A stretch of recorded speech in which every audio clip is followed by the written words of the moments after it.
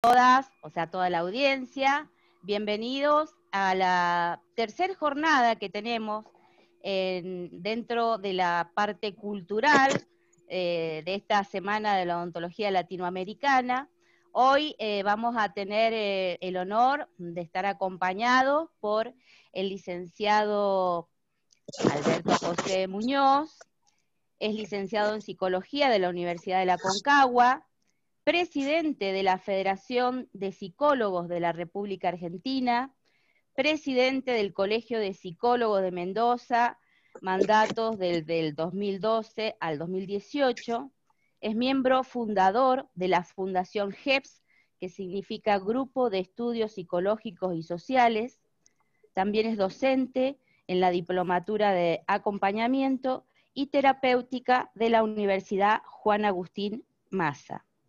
El licenciado hoy va a compartir con nosotros el tema pandemia, pospandemia y salud mental.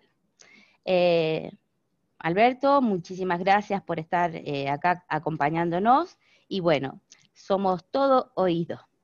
A aquellos que quieran realizar alguna pregunta o tengan alguna duda, les pido que lo comuniquen a través del chat. El licenciado nos dijo que él no tenía problema de interrumpir su charla para evacuar cualquier duda. Así que bueno, la palabra es tuya, Beto. Bueno, muchísimas gracias. Gracias por haberme invitado.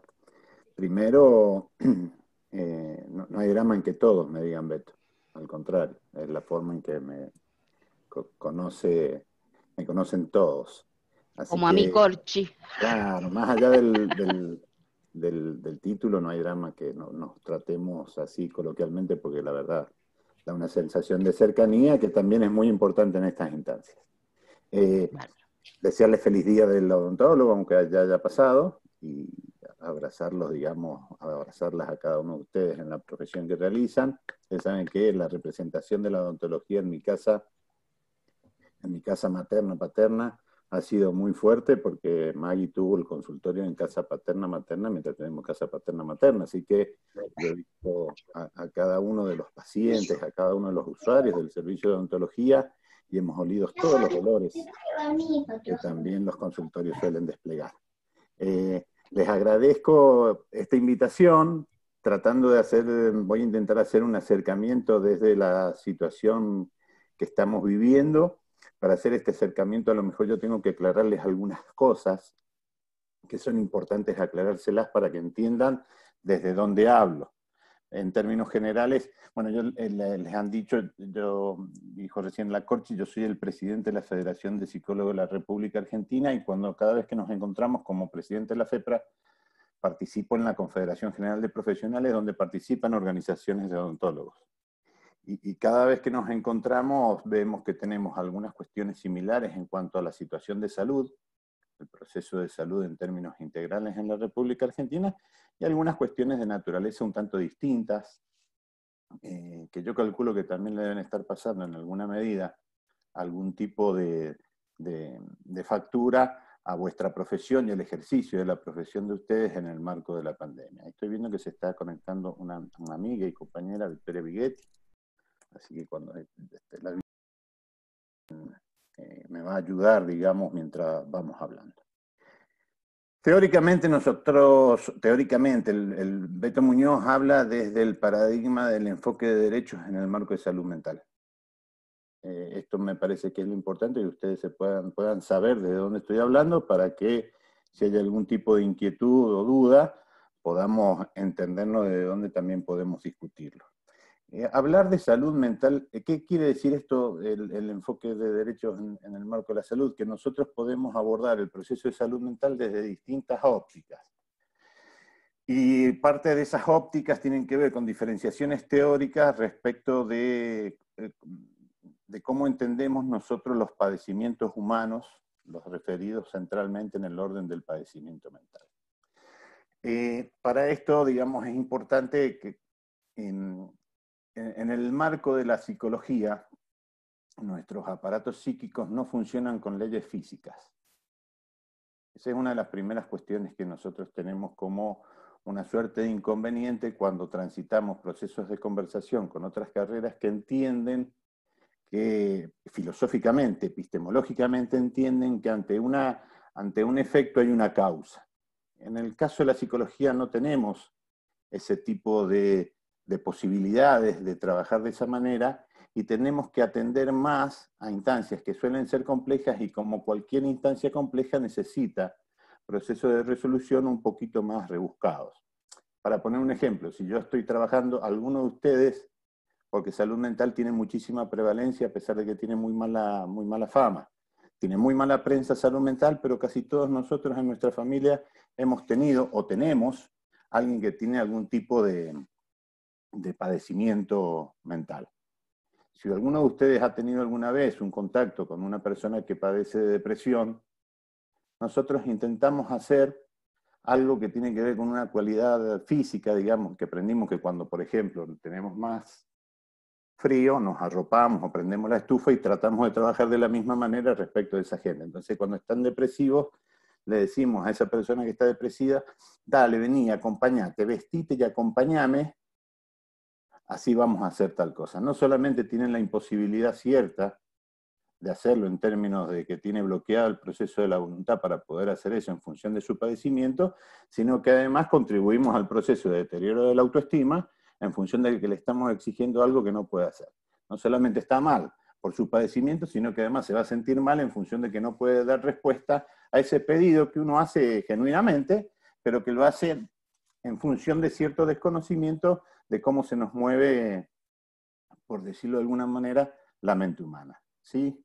Entonces, es importante que nosotros vayamos, comentarles que los procesos de padecimiento mental, esa complejidad que tienen los procesos de padecimiento mental, hacen que nosotros tengamos que abordar cualquier padecimiento en cualquier sujeto desde un campo, desde una posición mucho más interdisciplinaria que no se agota ni en la explicación psicológica, no se agota ni en la explicación biológica que nos pueden dar neurólogos o psiquiatras, no se agota en las intervenciones que puedan hacer terapistas ocupacionales, es sumamente interdisciplinaria. Nuestro objeto de estudio, que es un sujeto que viene con una cantidad de situaciones determinadas en el marco de su historia personal y de su historia social, que viene con su raigambre biológica y que viene con sus posibilidades psicológicas de desenvolverse en el mundo, tiene una cantidad de recursos limitados en ese momento. En términos generales son recursos simbólicos que los sujetos tenemos limitados cuando hay un padecimiento mental y que tenemos que abordarlo en el marco de muchas disciplinas. ¿Por qué? Centralmente porque yo no voy a poder explicarlo todo de lo que le está pasando a ese sujeto en ese momento determinado. ¿Está claro? Esto es importante que lo sepan. No hay conocimiento que nosotros podamos tener de naturaleza acabada para con respecto a un padecimiento, sino que necesitamos permanentemente de la interacción con otras disciplinas e incluso de la interacción también con otros actores sectoriales que no tienen que ver pura y exclusivamente con la salud, pero que son muy importantes a los efectos de poder generar condiciones saludables de vida a esos sujetos que tienen el padecimiento. ¿Sí? Pero esta charla tiene que ver con pandemia y pospandemia, o intenta encuadrarse en esto de pandemia y pospandemia. La pandemia trajo algo que es verdaderamente interesante desde el punto de vista psicológico, que es que nos abrió todos una herida narcisista.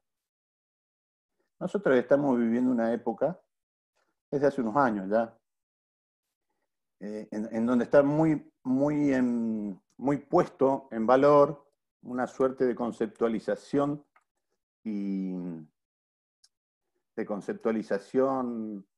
positiva del individuo, ¿sí? de esta cuestión de la fortaleza y la capacidad individual que tenemos que tener todos nosotros y de ciertas características por tener que tratar de lograr ciertas cosas que responden a algunos mandatos de naturaleza social.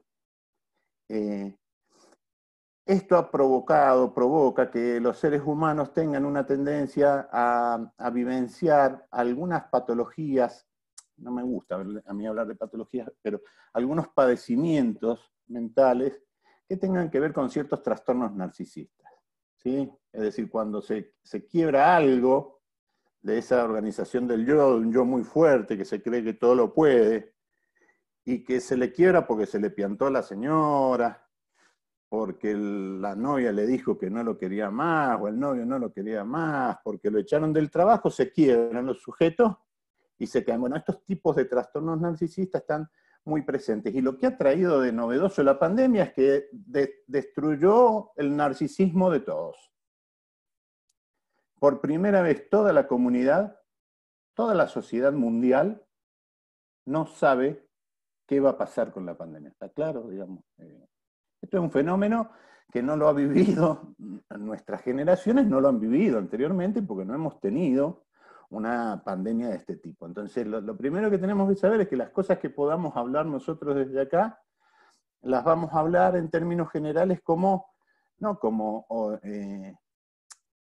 observadores participantes, digamos, sino como participantes observadores. Estamos muy adentro, es decir, las cosas que nosotros hablamos, las hablamos a partir de que estamos conviviendo con esta situación de pandemia y que vamos haciendo algunas reflexiones sobre situación de pandemia con alguna instancia de análisis prospectivo, pero análisis prospectivo que está en duda, porque no tenemos absolutamente ninguna instancia de experimentación, por lo menos de naturaleza global, como se ha dado esta epidemia, en términos generales, que nos permita saber mínimamente por dónde se sale y hacia dónde se sale.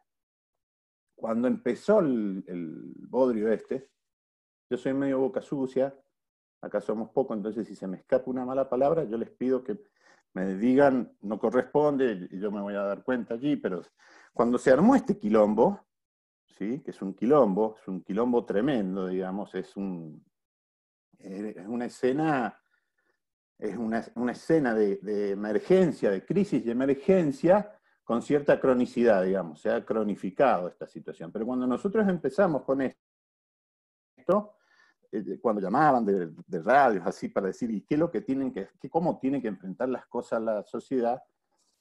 En términos generales dábamos un baremo, dábamos un decálogo de cosas que uno podía hacer, pero que se terminó transformando en un decálogo demasiado alto. Demasiado alto en función de los procesos de exigencias que uno tiene que vivir. Porque cuando pasan estas cosas, que aparece la incertidumbre, Freud hablaba de lo siniestro, de la aparición de esa cosa siniestra que no se puede poner en palabras, que es difícil de identificar, que paraliza. Cuando aparece esto que tiene algo que ver con el orden de lo siniestro, aparece la incertidumbre, trae aparejado naturalmente, como cualquier proceso de incertidumbre en cualquier momento, sensaciones de angustia, de ansiedad. Empezamos a tener todos nosotros exacerbadas algunas emociones que habitualmente tenemos para poder transitar nuestra vida cotidianamente, digamos, porque cada uno de nosotros hemos sentido ansiedad y hemos tenido angustia, digamos. No alcanza, en esto quiero ser lo suficientemente taxativo, amén de que coincidan conmigo o no alcanza, digamos, la aparición de la angustia para que esté el padecimiento mental como síntoma, porque ustedes deben haber escuchado una cantidad de cuestiones que se han hablado desde muchos sectores. Por ejemplo, nosotros tenemos, como federación, nos juntamos siempre con los decanos de las universidades públicas que tienen una entidad que se llama AUAPSI. Uno de los decanos de la entidad pública es la Universidad de Buenos Aires, que supo sacar algunas investigaciones donde referenciaba, digamos, una situación de pandemia en términos de salud mental. Y la verdad que nosotros siempre ponemos entre paréntesis el tema de la utilización de esas cuestiones en función de la pandemia, porque en salud mental nosotros tenemos medio una pandemia anteriormente al proceso del COVID-19. ¿Sí? Nosotros, más o menos se calculan que 1 de cada 4, 1 de cada 3 personas a lo largo de su vida va a desarrollar un padecimiento mental de moderado a grave.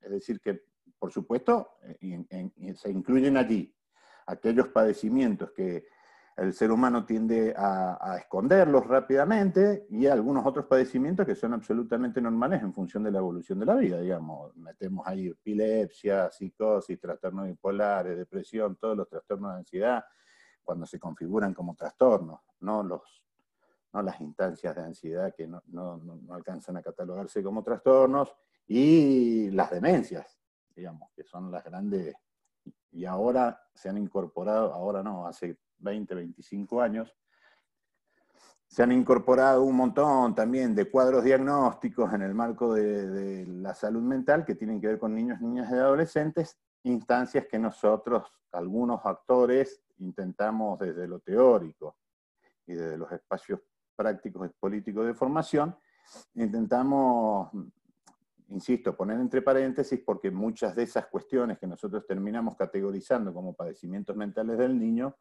no están en el niño, sino que suelen estar en términos generales en los entornos más cercanos que terminan configurando algunos de esos procesos. Entonces, salud mental siempre tiene importancia. Y en el marco de la pandemia también. Pero si en el marco de la pandemia yo utilizo, ustedes saben del método científico, entonces yo, conforme a lo que pregunto, tiene que tener algún tipo de validación en términos científicos que corrobora que la respuesta esa es en función, tiene que ver con la pregunta que estoy haciendo para poder tener un elemento predictivo. Si yo les pregunto en el marco de una pandemia si usted tiene miedo de salir de su casa, lo más probable es que ustedes me respondan que sí, que algunas veces han tenido miedo.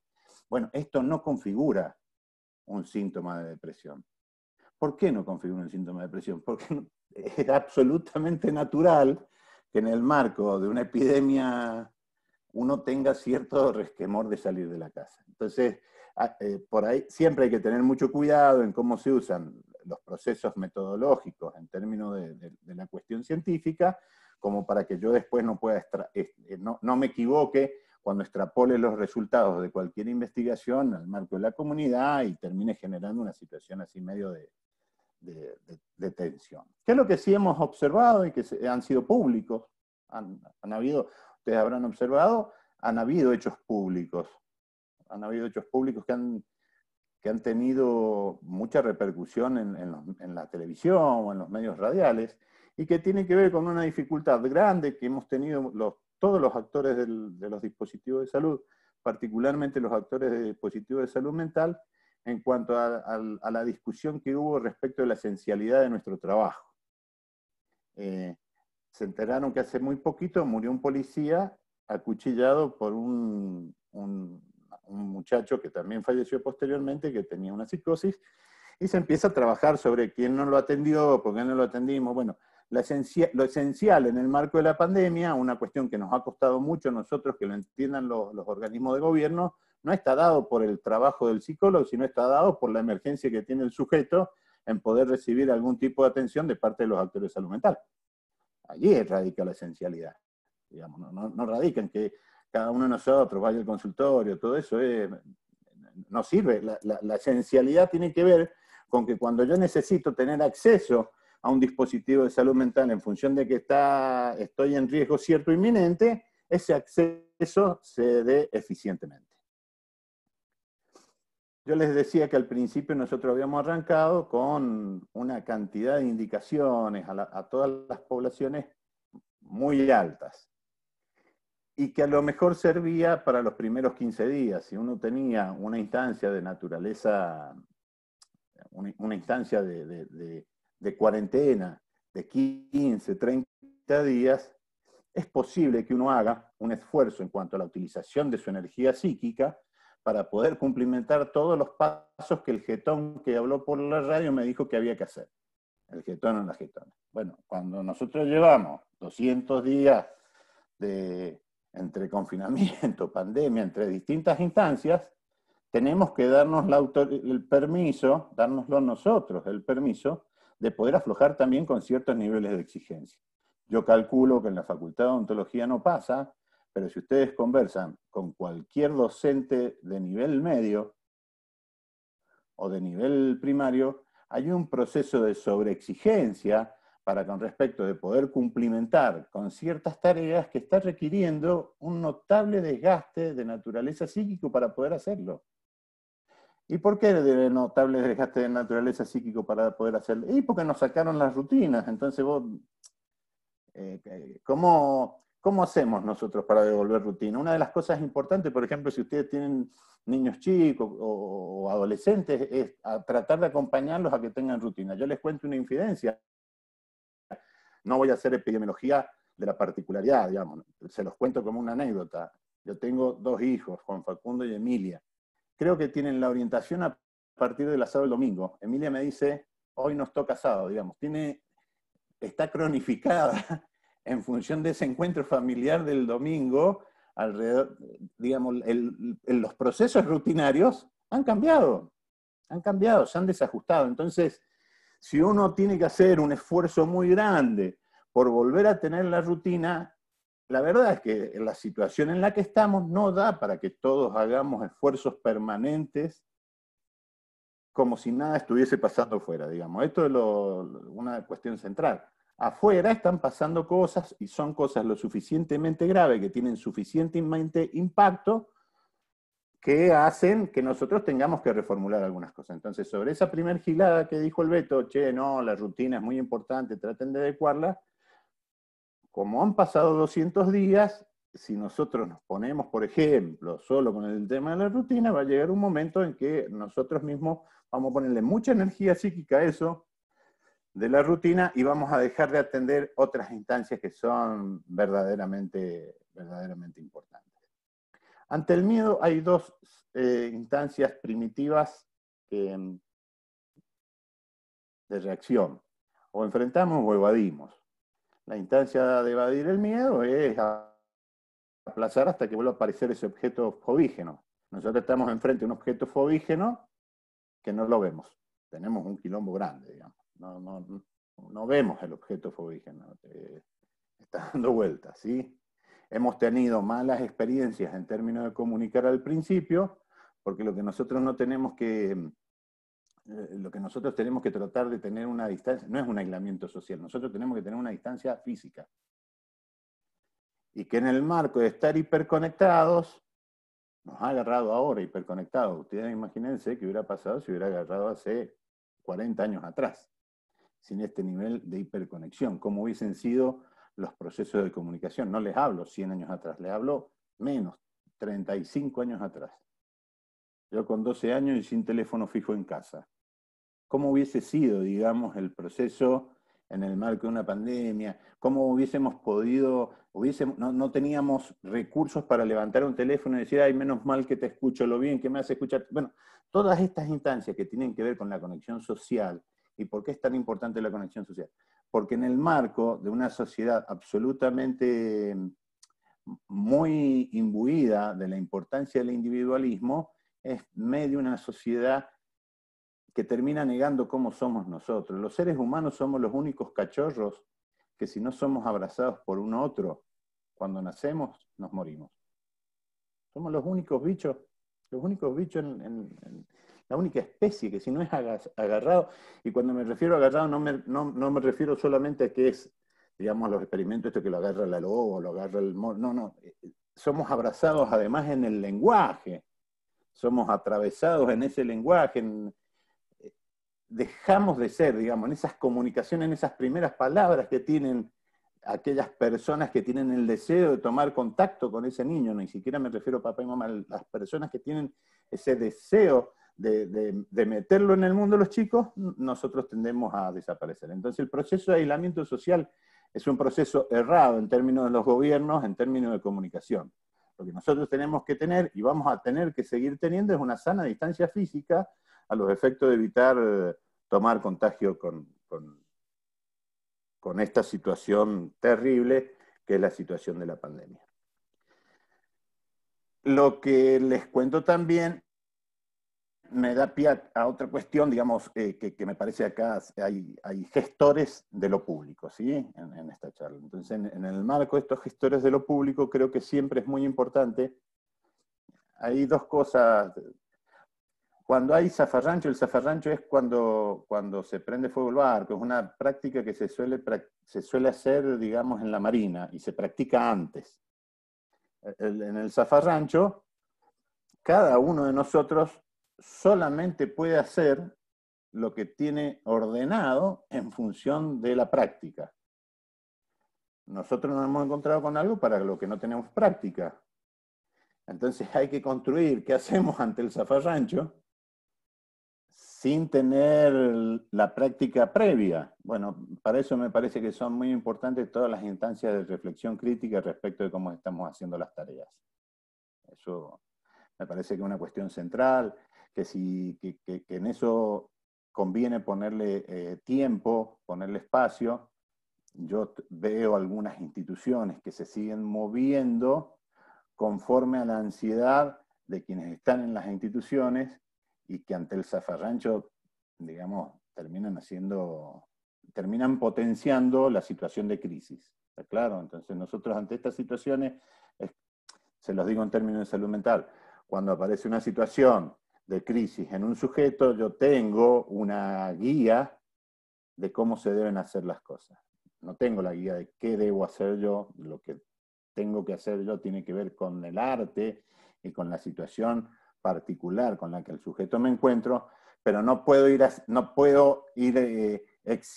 sobreexigiéndome en función de aplicar esa guía en términos permanentes, aunque la crisis no esté. Y eso está pasando en algunas instituciones y creo que es importante que también tengamos el espacio mínimo para decir, paremos un poquito y revisemos nuestras prácticas para ver si nuestras prácticas están haciendo el ambiente más saludable o lo están enturbiando un poquito más y cuesta un poquito más el proceso de salubridad. Creo que post-pandemia va a venir también muy parecido a lo que ha sido pandemia. Nosotros vamos teniendo esperanzas conforme a ciertas noticias que van apareciendo y muchas veces esas esperanzas se van alejando al tiempo. Digamos, de tener la vacuna ahora para noviembre, diciembre, parece que recién para abril, digamos, van apareciendo distintas cuestiones, que esa vacuna además ni por casualidad nos va a tocar a todos, digamos, a lo mejor a los que estemos en algún grupo que no son grupos de riesgo, son grupos en riesgo, y hay una diferencia sustancial respecto de esa utilización. Hay que ser cuidadosos, por lo menos en lo que intentamos nosotros conversar con los actores públicos, en las redefiniciones de las cosas. Nosotros estamos teniendo, digamos, hubo una época, ya ahora más o menos bajó, pero en los medios nacionales de trasladar la culpa a los sectores juveniles en función al aumento de los contagios, y la verdad que los sectores juveniles en la República Argentina, por lo menos, son sumamente castigados por otra cantidad de cosas, como para también sumarle esto, sectores juveniles que además, imagínense, nosotros somos grandes y ya pasamos nuestra instancia de adolescentes como teníamos que pasarla, cumpliendo todos los ritos. Estos pibes no van a atravesar ninguno de esos ritos. Los pibes no tienen despedida de año, no tienen viaje de egresados, no tienen cena de egresados. Digamos, nuestros pibes en la adolescencia, uno baja la persiana para con los papás y sale a buscar afuera, si ha tenido una buena introyección de esos papás, digamos, de lo que significan esos papás en términos de la estructuración psíquica, va a ser mucho más fácil para uno salir afuera, pero uno sale afuera y nosotros le estamos pidiendo que se queden en la casa, digamos. Nuestros pibes también están haciendo un esfuerzo grande a los efectos de no se termine, no necesariamente se los termine encasillando, digamos, en que son quienes van contagiando graciosamente por todos lados. ¿Qué quiero? Son y 35. ¿Qué me parece que después podemos nosotros seguir conversando en función de preguntas que se vayan armando, ¿no? ¿Qué me parece que hay que preparar respecto de pospandemia?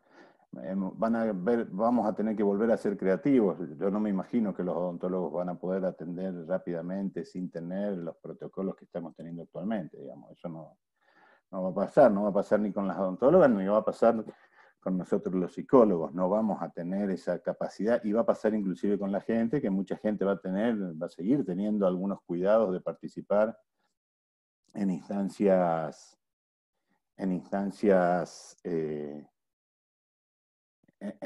colectivas. Ahí hay una pregunta, perdón, me distraigo cuando hay algunas preguntas.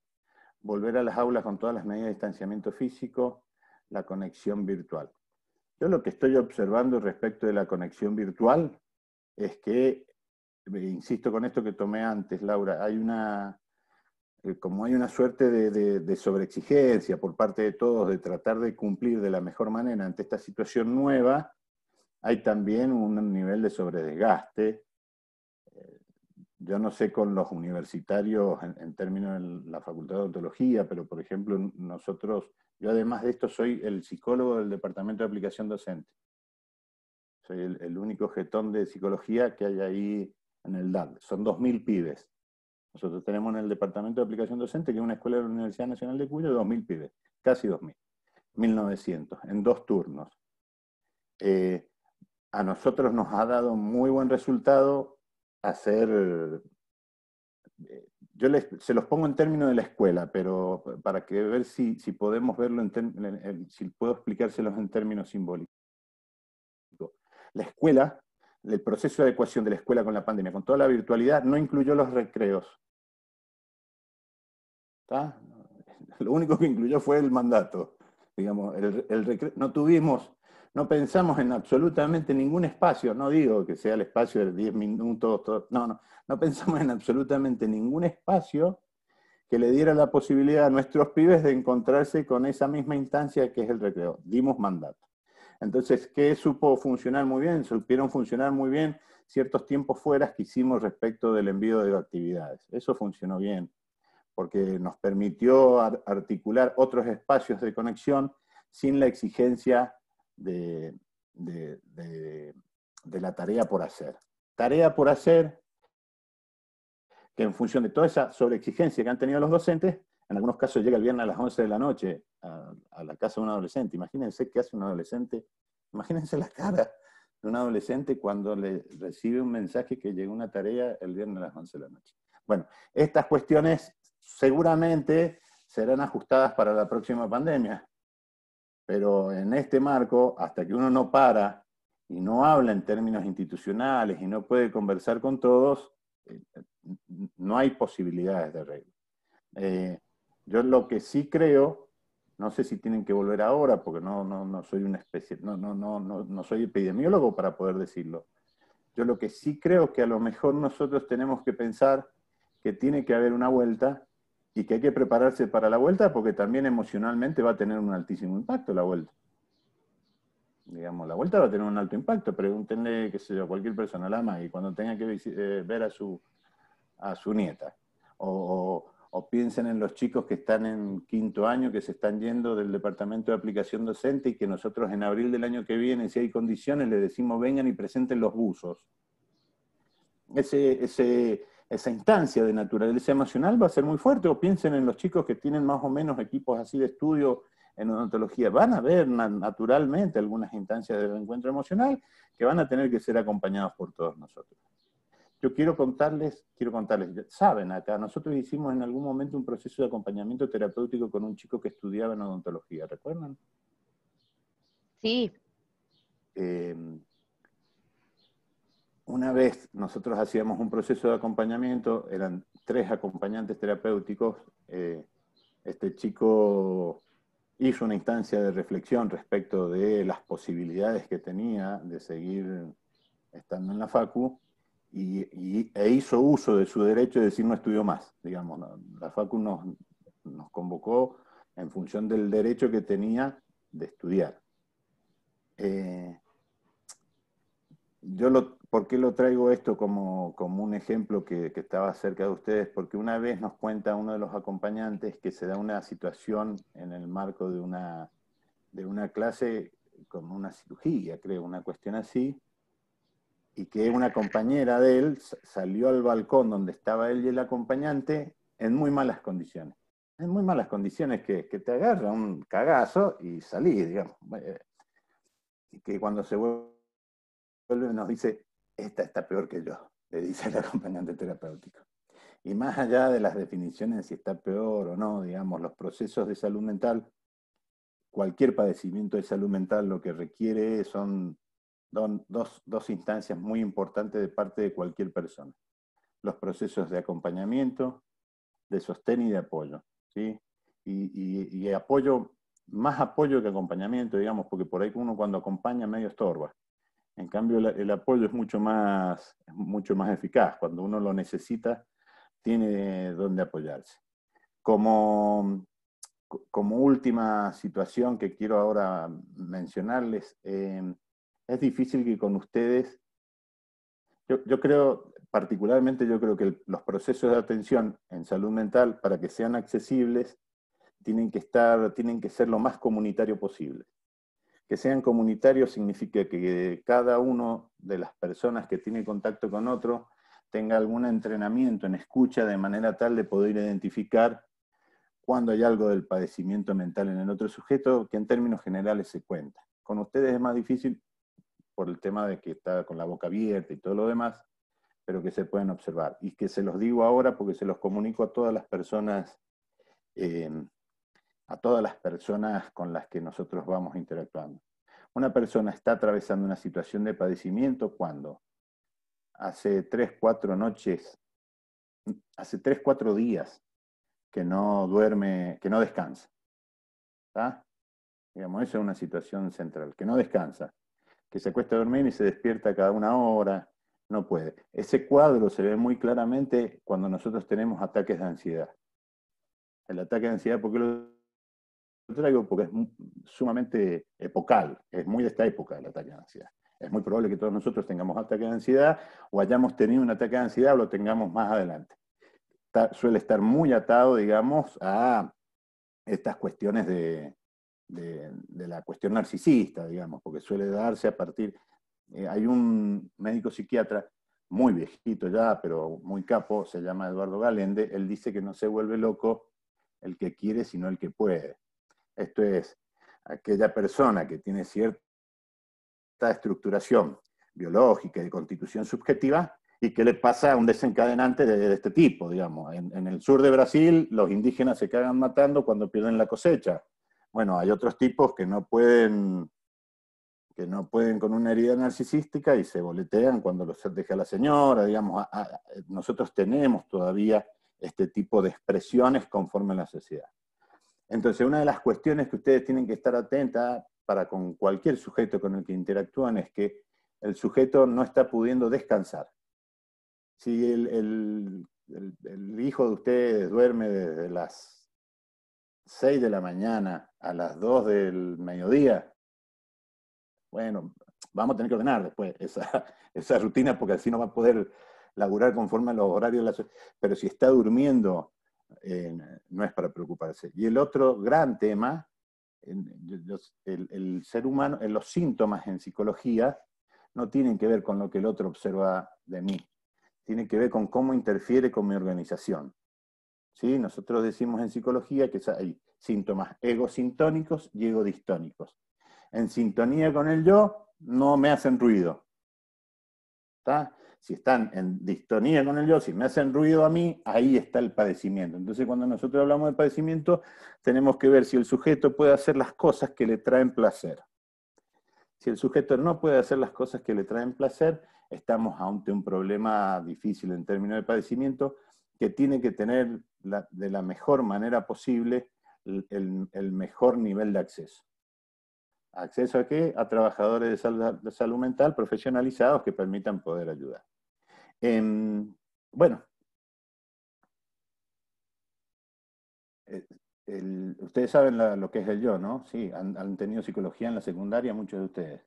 ¿Sí? Y si no han tenido psicología, hay una cosa que es maravillosa, digamos, que la psicología ha sido, el glosario psicológico es tan utilizado por cualquier clase social. Digamos, uno está con un asado y salta, no, es que sos un obsesivo, no, que la histérica, no, que el super yo tuyo, bueno, digamos, Freud le pone al yo, digamos, la cuestión de un organizador social. El yo es el que me armoniza. Entonces, cuando yo tengo, ustedes dirán, pero vos estás regordo, ¿cómo eso es un síntoma? Sí, señora, es un síntoma, pero como no genera padecimiento en mí, no se meta con mis síntomas porque yo no le toco el suyo. Bueno, muchas gracias. Dejo abierto a que podamos conversar si quieren.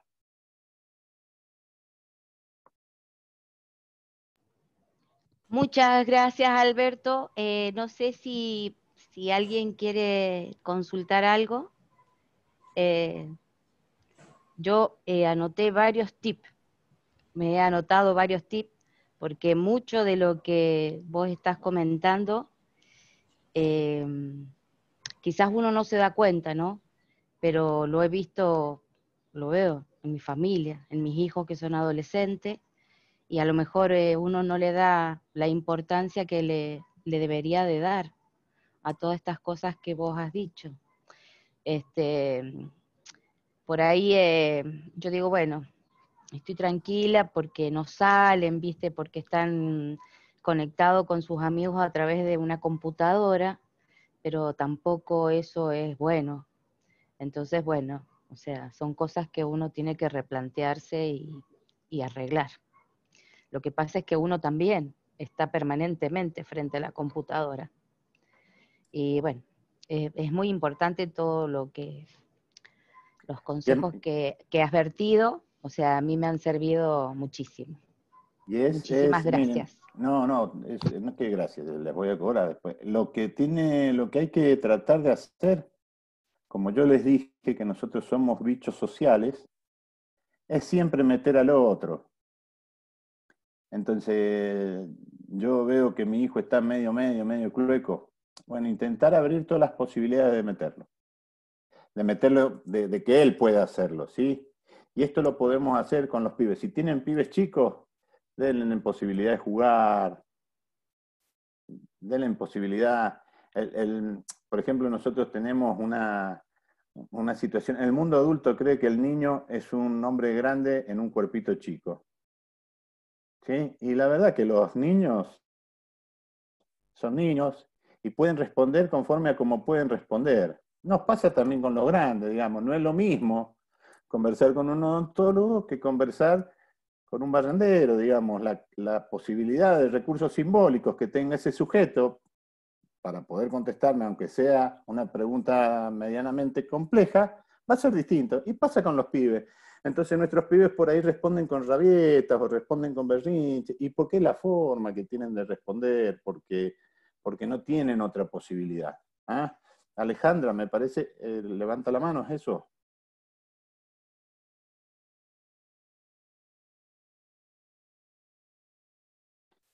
¿Qué Alejandra, Beto? Tengo un... Había una manito ahí en la pantalla. Ah, no, la manito por ahí no sé si. No, Ah, aplausos, no dejen de aplaudirlo. claro, claro, es norma, es norma. Beto, a veces te lo he preguntado, bueno, algunas veces te lo he preguntado, ¿no? Si bien la web, al contacto, en el caso nuestro como docentes, ya sea los docentes con los alumnos y nosotros como servicio con los pacientes, va a ser en forma paulatina. Yo creo que también paulatina en el sentido de que por la situación van a cambiar un montón de cosas. Esa vuelta, ¿cómo podés pensar así, entre comillas, que puede ser más allá que positiva? A ver si me puedo explicar bien a lo que quiero expresar bien, a lo que quiero preguntar. Más allá que va a ser positiva, porque hemos atravesado todo esto y vamos a empezar algo nuevo después de o durante, porque vos mismo lo dijiste, sabe cuándo. ¿Cómo puede ser nuestro acompañamiento a nivel de los docentes con los alumnos? Un acompañamiento así para entenderlo, porque para ellos también es muy duro. Yo creo que los chicos que este año, como vos decías, los que cursan quinto año, que no han podido hacer las prácticas, que teóricamente a fin de año ya estarían terminando, no sé cómo se maneja la facultad con eso, pero en el caso nuestro con los pacientes, porque yo sé que también muchos tienen temor de ir a hacerse atender, más allá que lo necesitan. Va a ser, mira, lo primero que hay que tratar de ver es que es una situación excepcional. Digamos, el encuentro va a ser excepcional. Y me parece que en esto sí es muy importante lo que institucionalmente podamos evaluar en función de ese proceso del encuentro. Después, ¿cómo pueden llegar a ser las reacciones personales en el marco del encuentro? Bueno, van a ser distintas conforme a cada uno de nosotros. Es muy difícil que nosotros podamos pedirle a un profesor que tiene características de una estructura de personalidad fóbica que abrace a sus alumnos. Bueno, pero tenemos que propiciar que ese profe o esa profe tenga algún espacio de encuentro genuino en términos emocionales con los alumnos. Naturalmente, Maggie, yo lo que creo es que nosotros vamos a tener mucho tiempo de convivencia con esta situación del virus, ¿sí? Porque no van a haber vacunas para todo. Entonces, que vamos a vacunar a los mayores de 65, a los que tengan enfermedades preexistentes posteriormente, pero el virus más o menos va a seguir andando, digamos, hasta que por lo que dicen los epidemiólogos. Entonces, naturalmente vamos a tener esas instancias. Lo que yo sí creo que el proceso de apoyo que tiene que brindar las instituciones cuando volvamos a encontrarnos esto es permitir que florezcan también estas cosas. Entonces decía la Victoria, bueno, indudablemente desde los dispositivos que tienen en la Universidad Nacional de Cuyo, como es tienen salud, tienen el CENMAD, hay un montón de dispositivos que tienen que articular y poder ver en términos creativos cómo vamos a encontrarnos y cómo vamos a permitir que esa instancia de las emociones florezcan y cómo pueden florecer teniendo también que tener las prácticas de cuidado lo suficientemente grandes. Hay algo que no se los dije al principio, pero que es central. Cada uno de nosotros tiene una estructuración psíquica, subjetiva, que lo hace diferente de otro.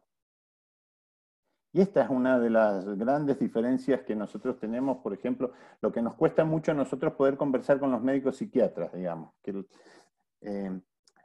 la formación médica, biológica, entiende que un diente cariado, qué sé yo, que un molar cariado es un molar cariado acá y en China, digamos. Si pueden haber dos molares cariados, ¿no es cierto? Más o menos iguales. Esto sí que es siniestro, pensar que hay alguien como yo en algún lugar del mundo. ¿Ustedes se imaginan que hay alguien igual a ustedes en algún lugar del mundo? ¿No les agarra pavor pensar que hay alguien igual a ustedes, igual en todo a ustedes? Bueno, por suerte, esas diferencias, porque mi hígado, si yo tuviese hígado graso, debe ser parecido al hígado graso de alguien en Taiwán, y con la misma medicación es probable que los hígados grasos de ambos mejoren, ¿sí? No sé, estoy poniendo un ejemplo cualquiera relacionado a lo físico. En términos de constitución psíquica, Dios quiera que no haya alguien igual a mí. Dios quiera, digamos. ¿Y esto por qué tiene que ver? Porque lo que yo considero que sobre mis emociones van a ser las respuestas, en mi par, capaz que no tienen nada que ver y no responde de la misma manera. Por eso es que tenemos todos experiencias distintas. Hay muchas veces en que hasta inclusive los colegas míos se comen el gambito de la estructuración. Nosotros tenemos una discusión teórica respecto del trauma. El trauma puede ser traumático, digamos, una escena traumática puede serlo para la Corchi y no para mí. Y para mí puede ser traumática una escena que para la Corchi no es.